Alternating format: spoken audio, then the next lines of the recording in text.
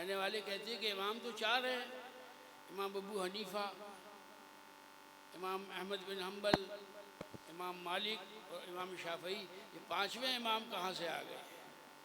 तो मैंने कहा कि अगर इन चार पे ही इमामत ख़त्म कर दोगे तो इमाम गज़ाली कहाँ जाएंगे, इमाम अबू यूसुफ़ कहाँ जाएंगे, इमाम मोहम्मद कहाँ जाएंगे, इमाम ज़ुफ़र कहाँ जाएंगे? फिर तो सिलसिला ही ख़त्म हो जाएगा इमामत का। तो मैंने कहा ये बताइए, आपकी मस्जिद में जो इमाम साहब नमाज़ पढ़ाते हैं उन्हें आप क्या कहते हैं? यानी हज़रत उनके ख़ानदान वालों तो उनका नाम बचपन में कल्लू खां रखा था। मैंने कहा आप में से कोई कल्लू खां की जो बुलाता है उन्हें? फिर ना, कहीं मिल जाए इमाम साहब सलाम अलैकुम, इमाम साहब वालेकुम अस्सलाम। तो मैंने कहा जब पंज वक्ता नमाजी इमामत करने वाला आपका इमाम है, तो जिसने हज़ारों को गुमराही से बचाया, वो क्यों इमाम नहीं हो सकता?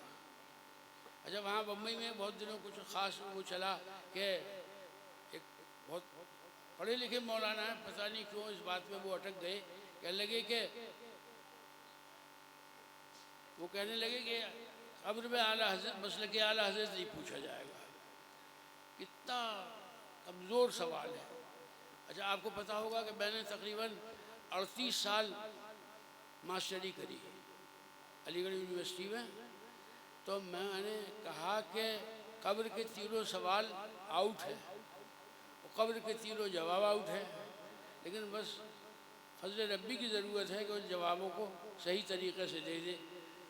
पहला सवाल मन रब्बुक, पहला सवाल मन रब्बुक मा दीनुक मा तक़ूलु फ़ी हाज़ा रजुल, जो तीसरा सवाल है यही तो मसलक आला हज़रत है, यही मसलक आला हज़रत है। और इम्तहान होगा ना तो ये नहीं कहा जाएगा कि ये सरकार दो आलम सल्लल्लाहु अलैहि वसल्लम को जानते हो, और ये कहा जाएगा इस शख्स को जानते हो ये कौन है। तो हम लोग तो माशाअल्लाह खूब मुस्कुराएंगे, खुश होंगे, और जो ये कलूटे हैं जिनके चेहरों पर, जिनके माथे पर दाग लगा हुआ है गद्दारी का, ये हाय हाय करेगी कि अरे हमने कुछ मालूम ही नहीं किया, हमने कुछ पता नहीं किया। तो मैंने उन आलिम साहब से कहलवाया कि तीसरा सवाल ही मसलक आला हज़रत का है, और आला हज़रत का मसलक कोई नई चीज़ नहीं है जो आला हज़रत ने सौदागरी मोहल्ले में बैठकर अपने आप से बना के पेश कर दी हो। ये वही मसलक है जो मसलक इमाम आज़म है, ये वही मसलक है जो सरकार गौस आज़म का मसलक है, शाह वलीउल्लाह का मसलक है, मखदूम किशोशा का मसलक है, मखदूमान मारहरे का मसलक है, सीधा सीधा मसलक है।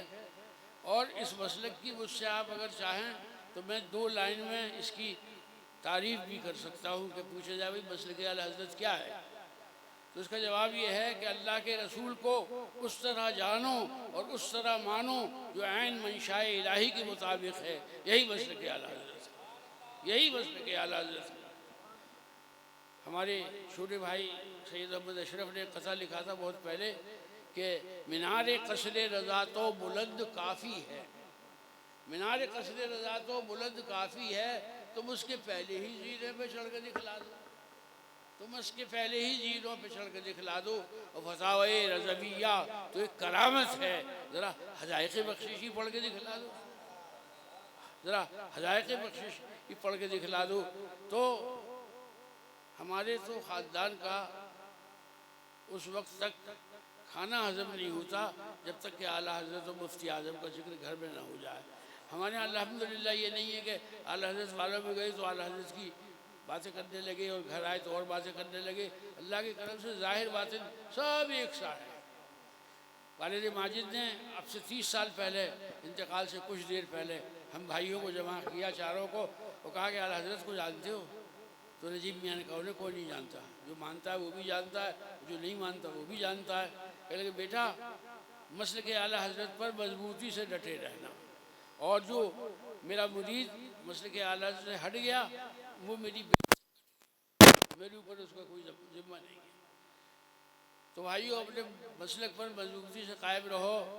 अपने मुल्क से हम मोहब्बत करते हैं, इसके लिए हमें किसी सबूत की ज़रूरत नहीं है। जब 1948 में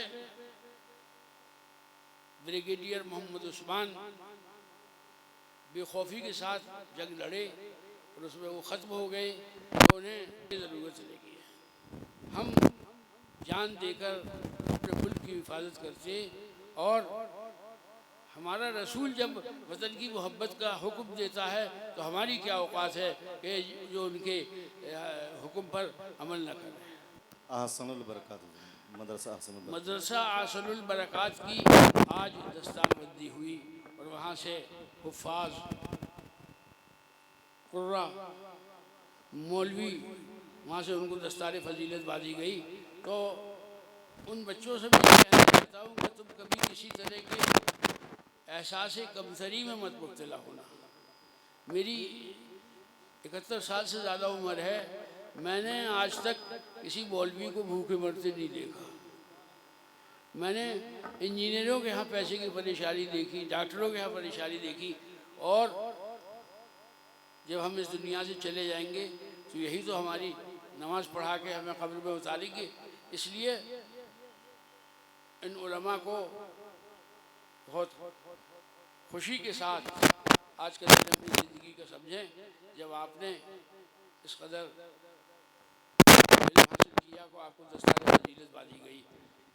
मैं अपने बिरादर तरीक़त मोहम्मद हसनैन कादरी को, जो इस मदरसे के सर्वे सरवा हैं, जिन्होंने इसकी बुनियाद डाली और जब वो इसे चला रहे हैं, उनको दिल की गहराइयों से मुबारकबाद देता हूँ। अल्लाह तबारक व तआला आपको मज़ीद हौसला अता फ़रमाए और आप इसी तरह से इस मदरसे की खिदमत करते रहें। मेरे ख़्याल में आप सलातो सलाम पढ़ लिया जाए। हाँ इनामत हजरात, देखिए, अभी हमारे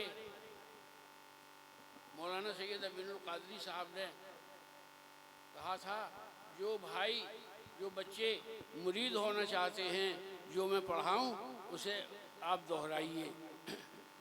पढ़िए बिस्मिल्लाहिर्रहमानिर्रहीम। हम अल्लाह पर, उसके रसूल पर, दीन इस्लाम पर, शरीयत पर ईमान रखते हैं और इंशाअल्लाह कायम रहेंगे। हमने गुनाहों से तौबा की, हम दाखिल हुए कादरी सिलसिले में।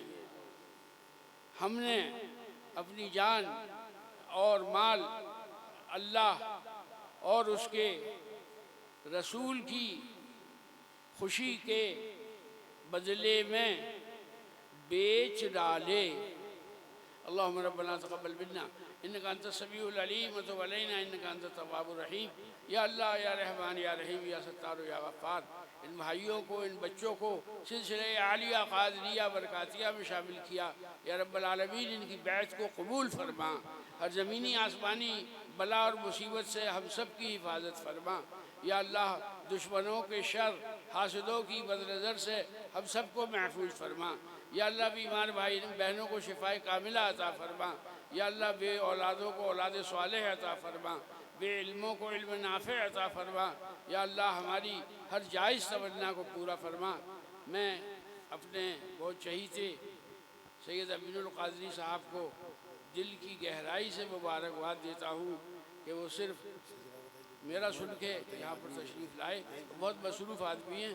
अगर साल में 365 दिन प्रोग्राम होते हैं तो उनके 465 दिन प्रोग्राम होते हैं, मगर ये तशरीफ़ लाए और अल्लाह ताला इनकी इल्म में, इनकी सेहत में, इनके कमाल में, इनके जमाल में बरकत अता फ़रमाए। आमीन अल्लाहुम्मा आमीन। सल्लल्लाहु तआला अला खैर खल्क़िही मुहम्मदिन व आलिही व अस्हाबिही अजमईन रहमतिका या अरहमर राहिमीन। जो भाई सिलसिले में दाखिल हुए हैं वो अपने शजरे यहाँ से ले लें, मदरसे से अपने शजरे ले लें। एक किताब है, उसमें उर्दू, हिंदी, इंग्लिश तीनों ज़बानों में लिखा हुआ है, उसको पढ़िए और अमल करने की कोशिश कीजिए।